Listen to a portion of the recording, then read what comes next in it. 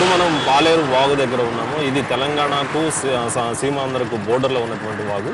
అయితే అటువైపు చూసినట్టయితే తెలంగాణ ప్రాంతం, ఇటువైపు సీమాంధ్ర ప్రాంతం వేరు చేస్తూ ఈ పాలేరు వాగు ప్రవహిస్తూ ఉంది. అయితే ఇప్పటి వరకు తెలంగాణ ఉద్యమం జరిగిన నేపథ్యంలో ఈ వాగు దగ్గరే తెలంగాణ ఉద్యమకారులు మొత్తం కూడా గోడ కట్టి సీమాంధ్రలను రాకుండా అడ్డుకున్న సంఘటనలు ఉన్నాయి. అయితే ఇప్పుడు జరుగుతున్నటువంటి సమైక్యాంధ్ర ఉద్యమం ఎలా జరుగుతుంది ఏంటనే విషయాన్ని కృష్ణా జిల్లాలకు మనం ఇప్పుడే ఎంటర్ అవుతున్నాం. ఇక్కడ జిల్లా వాసుల అభిప్రాయాలను తెలుసుకునే ప్రయత్నం చేద్దాం. అదండి.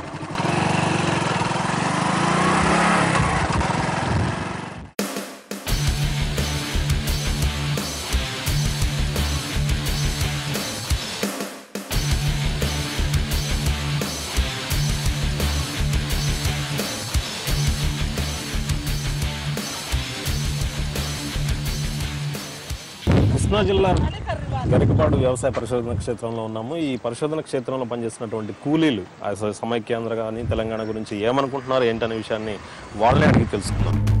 చెప్పండి అమ్మా, మీరు ఇప్పుడు సమైక్యాంధ్ర ఉద్యమం జరుగుతూ ఉంది కదా, మీరు ఏమనుకుంటున్నారు? అసలు మీకు ఏమైనా తెలుసా? దాని మీద ఐడియా ఉందా? అసలు మాకేం తెలియదండి.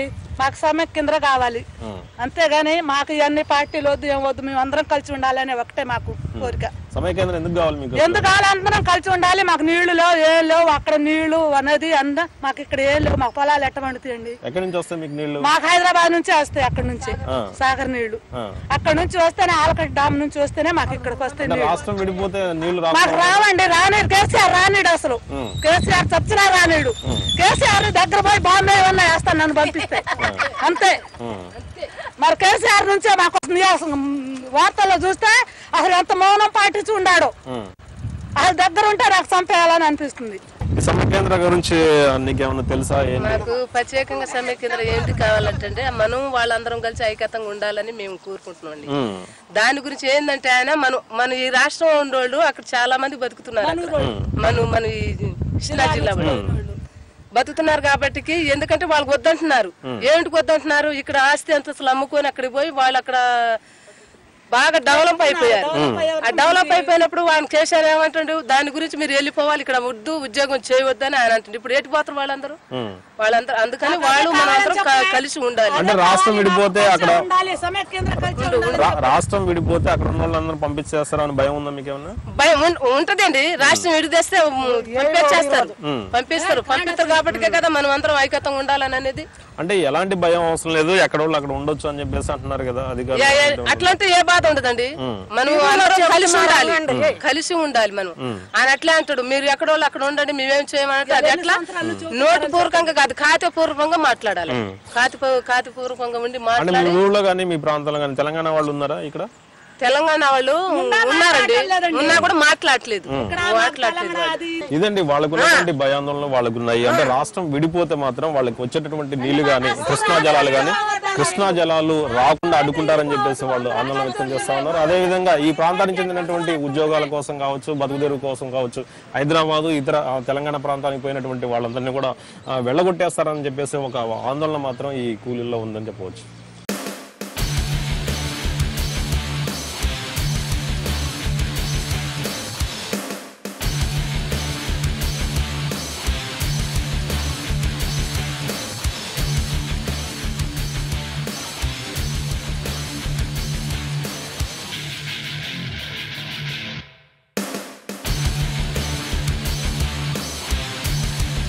మీకు అంటే సమైక్యాంధ్ర కావాలి లేకపోతే రాష్ట్రం విడిపోతే బెటర్ అంటావా? అన్ని కలిసిమెలిసి ఉంటేనే సార్. కలిసిమెలిసి ఉండాలంటావా? అది విడిపోతే అంటే విడిపోవడం వల్ల నష్టం ఏంటి? అంతా కలిసి ఉంటే మంచిగా ఉంటుందండి. ఎంత? 70 రూపాయలు.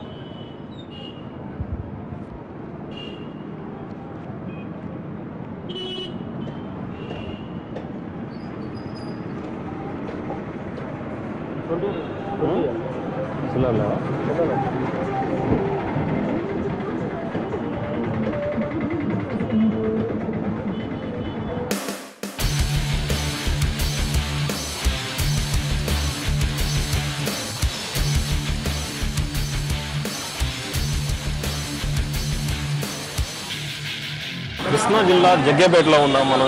ఇక్కడ సమైక్యాంధ్ర కోసం అని చెప్పేసి వివిధ రాజకీయ పార్టీలు నిరసన దీక్షలు చేస్తూ ఉన్నారు. వాళ్ళని అడిగి అసలు ఎందుకు ఈ దీక్షలు చేస్తున్నారు ఏంటనే విషయం తెలుసు. ఏంటండి దేనికోసం చేస్తున్నారు ఈ దీక్షలు? సమైక్యాంధ్రగా ఉంచాలని, రాష్ట్రాన్ని రెండుగా విభజించకుండా సమైక్యాంధ్రగానే ఉంచాలని మేము ఈరోజు కొనుక్కుంటున్నాం. ఎందుకంటే దాదాపుగా రాష్ట్రంలో ఉన్నటువంటి ఆంధ్రప్రదేశ్ అన్నపూర్ణగా పేరుగాంచితే 20 లక్షల ఆయకట్టు ఉంది నాగార్జున సాగర్ డ్యామ్ కింద. 13.5 లక్షల ఆయకట్టు కృష్ణా గుంటూరు జిల్లాలోనే ఉంది. మరి రేపు పొద్దున రాష్ట్రం విడిపోయి సరిగా వాటర్ సప్లై జరగకపోతేనే, ఇంతకుముందు మన కలిసి ఉన్నప్పుడే పోయిన సంవత్సరం 520 అడుగులు ఉంటేనే సాగర్ నీరు దాకా పత్తి, మిర్చి, వరి పంటలను ఎండబెట్టుకున్న పరిస్థితి ఉంది ఈ ప్రాంత రైతాంగానికి. ఏమైనా సరే రాష్ట్రం కలిసి ఉండాలా, అన్నదమ్ములుగా ఉన్న రాష్ట్రాన్ని విడదీయొద్దు. ఇటు ఆంధ్ర రాష్ట్రం నష్టపోతుంది, అటు కరెంటు లేక వేల లక్షల మోటార్లు ఉన్నటువంటి తెలంగాణలో కరెంటు లేక అక్కడ భూములు బీడు భూములుగా మారిపోయే పరిస్థితి. కాబట్టి ఏమైనా సరే భవిష్యత్తులో రాష్ట్రం కలిసి ఉంటేనే. టీడీపీ అధినేత మీ చంద్రబాబు నాయుడు రాష్ట్ర విభజనకు అనుకూలంగా లెటర్ కూడా ఇచ్చారు కదా, మరి దాని గురించి ఏమంటారు? ఈ రోజున మేము అడిగేది ఏంటంటే, రాష్ట్రం అభివృద్ధికి ఆటంకం కలిగిన ఏ విధానమైన నిర్ణయం తీసుకోవచ్చు, కానీ హైదరాబాద్ మీద స్పష్టమైన నిర్ణయం లేకుండా సాగునీరు మీద, తాగునీరు మీద ఏ విధమైన ఇటువంటి నిబంధనలు భవిష్యత్తులో వచ్చే ఇబ్బందులను దృష్టిలో పెట్టుకోకుండా ఈ రోజున రాత్రికి రాత్రే రాష్ట్రాన్ని విభజించడం చాలా తప్పు. గడిచిన 10 సంవత్సరాలుగా జరుగుతున్నటువంటి ఈ ప్రక్రియని ఒక సమగ్రమైన దర్యాప్తు జరపడం కానీ, సమగ్రమైన నిర్ణయం తీసుకోకుండా భవిష్యత్తులో వచ్చే ఇబ్బందులను దృష్టిలో పెట్టుకోకుండా రాజకీయ ప్రయోజనాలకి రాష్ట్రాన్ని విభజించడం తప్పని ఈ సందర్భంగా మేము తెలియజేసుకుంటున్నాం. మరికొంతమంది నేతలు ఇక్కడ ఉన్నారు. ఈ సమైక్యాంధ్ర కోసం ఎందుకు ఉద్యమిస్తున్నారు ఏంటి? ఆంధ్రప్రదేశ్ సమైక్యాంధ్రగా ఉండాలనే కోరుకుంటున్నాము. మేము ఇప్పుడు కూడా 1956 నుంచి కూడా ఇక్కడ సమైక్య రాష్ట్రంగానే ఉన్నాం. విడిపోతే అనేక రకాల సమస్యలు ఉన్నాయి కాబట్టి దీన్ని సమైక్యంగా ఉంచాలనే దీన్ని కోరుకుంటున్నాము. వారు గతంలో శ్రీకృష్ణ కమిటీ అనేది వేశారు. ఆ కమిటీని ఒక పార్లమెంట్లో పెట్టి చర్చించమని చెప్పినా కూడా ఆ కమిటీ రిపోర్టు దాదాపుగా 10,000 పేజీలతో ఒక రిపోర్టు సబ్మిట్ చేసినా కూడా ఆ రిపోర్ట్ని సంబంధించకుండా దానిలో సమగ్రంగా దర్యాప్తు చేసి వాళ్ళు మొత్తం కూడా కమిటీ ఇవ్వడం జరిగింది. ఆ రోజు కూడా చంద్రబాబు నాయుడు గారు తెలంగాణకు అనుకూలంగా లేఖ ఇచ్చారని ప్రచారం చేస్తున్నారు తప్ప ఆయన ఏకవచనంతో ఇచ్చిండు తెలంగాణ సమస్యను తేల్చండి అన్నదే తప్ప విడిపోవాలి, విడదీయమని చెప్పి ఎక్కడ చంద్రబాబు నాయుడు గారు లేఖ ఇవ్వలేదు. విభజిస్తే ఎలాంటి నష్టం ఉంటుంది మీ ప్రాంతానికి? మా ప్రాంతానికి తాగునీటి కానీ, అక్కడి నుంచి వచ్చే జలవనరులు మొత్తం కూడా, కరెంటు కానీ, అక్కడి నుంచి వచ్చే నీరు కానీ అన్నిటికీ కూడా మాకు ఇక్కడ ప్రాంతంలో మెట్ట పంటలు కానీ, వ్యవసాయం కానీ మొత్తం పూర్తిగా కూడా అట్నుంచే నీరు రావాలి. అది రాకుండా వాళ్ళు స్తంభం చేస్తారు. ఇప్పటికే అనేక మంది ఉద్యోగస్తులను కానీ వాళ్ళందరినీ కూడా బెదిరించడం జరుగుతుంది కేసీఆర్. దానివల్ల చాలా ఇక్కడ బీడులు అయిపోయిన పరిస్థితి కనపడుతుంది. కాబట్టి మేము సమైక్యంగా ఉంచాలని చెప్పి కోరుకుంటున్నాం. ముఖ్యంగా కృష్ణా జలాల్లో 13 లక్షల ఎకరాలు ఈ ప్రాంతానికి చెందినటువంటి పొలం పండుతూ ఉందని చెప్పేసి చెప్తా ఉన్నారు. ముఖ్యంగా ఆ జలాలు రాకుండా అడ్డుకుంటారేమో అన్న ఆందోళన మాత్రం వాళ్ళు వ్యక్తం చేస్తూ ఉన్నారు. జై సమైక్యాంధ్ర.